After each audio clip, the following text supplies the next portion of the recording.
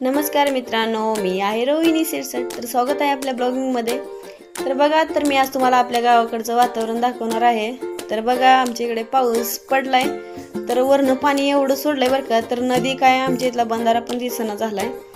तर बघा, एवढं भयानक पद्धतीनं पाणी साचलेलं आहे. कारण शेत नाही, शेत आणि नदी एकच झालंय बरं का. खरं तर शेत कुठं आहे, नदी कुठं आहे हेच कळना झालंय. कारण नदी सोडून पूर्ण शेतही पूर्ण पॅक झालेले आहेत पाण्याने. तर बघा, अजूनही वरून पाणी सोडणार आहेत. तर आमच्या इकडे वातावरण पाण्याचं पावसाचं असं झालेलं आहे. तुमच्याकडे कसं झालंय ते मला नक्की कळवा. आणि बघा मग तुमच्याकडे पण असं काय झालंय का नाही.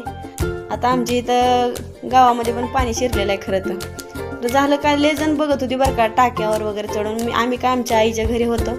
तर बघा, आम्ही वर स्लापूर आलेलो होतो. तर इथं बसून बघत होतो. आई आणि गोलू बघा कशी बसलेले आहेत. तर आईच्या घराच्या मागं पाणी एवढं साचलेलं बरं का. तर गोलू बघा कशी साड्या वगैरे कपडे कसं काढतंय, पळत होती. कारण आता आम्ही खाली जाणार होतो. तर चला मग मित्रांनो, बाय.